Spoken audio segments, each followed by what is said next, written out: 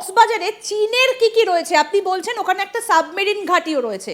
চীনের আর কি কি রয়েছে সেখানে? চীনের ওখানে রাডার্স আছে যতগুলো আপনার ওদের কাছে, বাংলাদেশ আর্মি কাছে যতগুলো বিমান বিমান আছে ওটা সব তো চাইনিজ। ওখানে যে এই যে রাডার্স গুলো যতগুলো আছে ওসব তো চাইনিজ। আমি তো বলছি আপনাকে বাংলাদেশ ডিফেন্স ফোর্সেস যতগুলো 85% ওদের ইকুইপমেন্ট এটা আছে ওটা আপনার চাইনিজ। আর 31 জানুয়ারিতে জেনারেল ওয়াকুরুজ্জামান তো বললেন নিজের এতে কি চাইনিজ গুডস গুলো চিপ।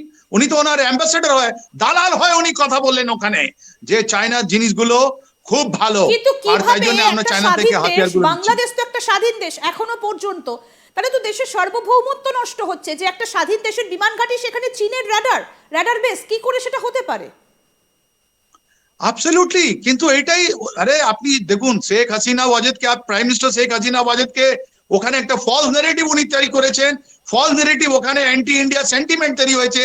ওটা আর্মি লোক, যেটা যে জিয়াউর রহমানের টাইমে হলো, যেটা আরশাদের টাইমে হলো, যেটা পরে বিএনপি টাইমে হলো, অ্যান্টি ইন্ডিয়াকে ভারত এরকম করেছে, ভারত ওরকম করেছে। আর শেখ হাসিনা ওয়াজেদ কি করলেন, ওখানে পুরো সিস্টেমটা নষ্ট করে দিলেন। উনি যতগুলো ওখানে মাদ্রাসা আছে ওদেরকে পয়সা দিলেন, ওদেরকে পড়ালেন। ইভেন আলিয়া মাদ্রাসাকে যারা পড়েছে ওকে ইউনিভার্সিটিতে আনলেন, ওদের স্টুডেন্ট। দেখুন আজকে কি হলো ওনাকে।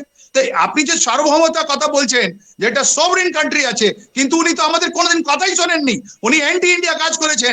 আপনি দেখুন বর্ডার বেল্ট এন্ড রোড ইনিশিয়েটিভে আপনি দেখুন কি করলেন উনি। উনি চায়নার সঙ্গে ছিলেন।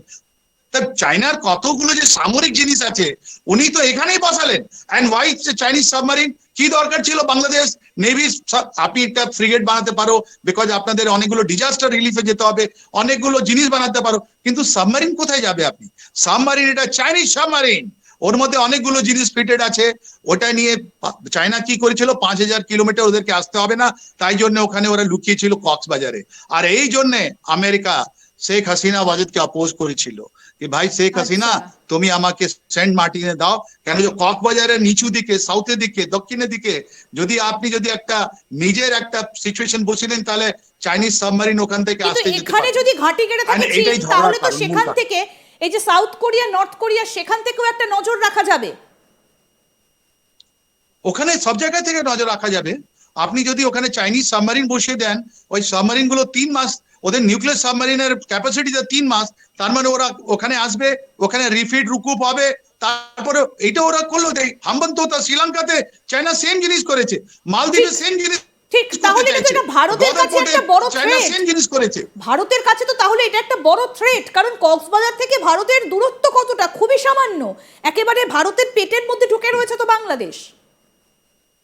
দেখুন এই জিনিসগুলো একদিনে তো তৈরি হয় না।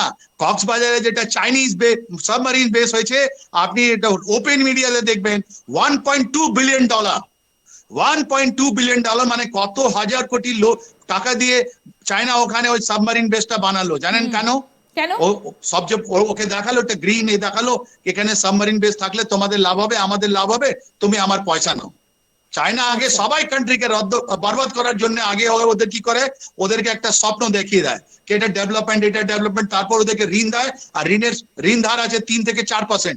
এই তো গেলেন ওদের ডিফেন্স কি নাম, ফরেন এক্সপার্ট, ফরেন অ্যাডভাইজার, আপনি চায়নাতে গেলেন বললেন আমার লোন যেটা আছে রিসেটেলমেন্ট করে দাও। চায়না যেখানে যেখানে পা দিয়েছে ও কান্ট্রি শেষ। আপনি পাকিস্তানের সি প্যাকে দেখুন, পাকিস্তানের কি কন্ডিশন, শ্রীলঙ্কার কি কন্ডিশন, এখন বাংলাদেশের কি কন্ডিশন।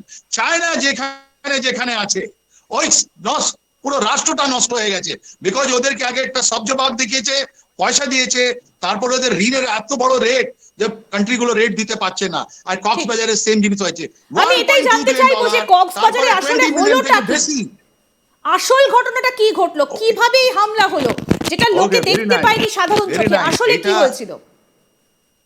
দেখুন আপনিও জানেন কি বাংলাদেশের মধ্যে যেটা মিডিয়া লোক আছে ওদের উপরে কতগুলো সন্ত্রাস চলছে, কত লোক মারা গেছেন, কতগুলো ব্যান করে দিয়েছে। তাই জন্য আপনি তো রিয়েল ইনফরমেশন পাননি। কেউ বাংলাদেশের আমাদের 17 কোটি ভাই বোনরা ওরা রিয়েল সিচুয়েশন কি ছিটক ছটাগাঁওয়ে কি হলো এটা কেউ খবর পায়নি। তাহলে হলোটা কি? এটা সাজানো কেস। কেউ ওখানকার মাটি নিয়ে লোকাল লোক ওরা ভিতরে গিয়েছিল, ওদেরকে মেরেছে, তারপরে ওরা একটা প্রোটেস্ট করেছে, হ্যাঁ রাইট, মানববন্ধন বানিয়েছে, মানববন্ধন বানিয়ে তখন যারা এসছে ওর উপরে গুলি চালানো হয়েছে, ওরা মরেছে। তার মানে আজকে আপনার বাংলাদেশ আর্মি নিজের উপরে, নিজের সিটিজেন উপরে, নিজের নাগরিক উপরে এখন ফায়ারিং করছে। এটাই তো খুলে আসলো। তারপরে ওরা নার্ভাস হয়ে গেল, বিকজ বাংলাদেশে হোয়াটসঅ্যাপ যেটা আছে, আমাদের যারা 17 কোটি ভাই বোনরা যারা জানে যে আমরা বিক্রি হব না, ওরা রিয়েল জিনিস বললো। জানেন কি? এটা জঙ্গি হামলা। এটা জঙ্গি হামলা কক্সবাজারের উপরে। আর এটা আরাকান এসছে না ওদের মায়ানমার থেকে কে এসছে, এটা রোহিঙ্গিয়া এসছে, এরা আমরা বলতে পারছি না, কেন যে রোহিঙ্গিয়াদেরও অনেকগুলো গ্রিভান্সেস আছে। আর যখন ওখানে পাকিস্তানের আইএসআই গিয়ে ওদেরকে অ্যাক্টিভেট করার চেষ্টা করেছে, তারপরে অপোজিট ওদের যে পার্টি আছে, আপনি ভাবুন তো, আপনি আজকে যদি আরাকান আর্মি যদি আপনি সাপোর্ট করেন, তাহলে মায়ানমার আর্মি কি বসে যাবে? ওদের ইন্টেলিজেন্স কি বসে যাবে? কি ওদের দেশে ভাঙার চেষ্টা চলছে? আরাকান আর্মি আজকে তো ভাঙার চেষ্টা করছে। তাহলে আপনি যদি আরাকান আর্মিকে সাপোর্ট করেন, আরাকান আর্মি জেনারেলদের বলিয়ে আপনি কক্সবাজারে পাকিস্তান আইএসআই সঙ্গে বসে যদি আপনি কথা বলেন, তাহলে ওরা কি করবে? আর রোহিঙ্গিয়ারা কি করবে? রোহিঙ্গিয়ারা বলছে এই তো আরাকানরাই তো আমাদেরকে তাড়িয়ে দিল ওখান থেকে, নিজের দেশ থেকে, আমরা আজকে রিফিউজি হয়েছি বিকজ অফ দ্য আরাকান। ওরা কি বাদ দেবে? তাহলে এটা একটা কমপ্লেক্স জিনিস।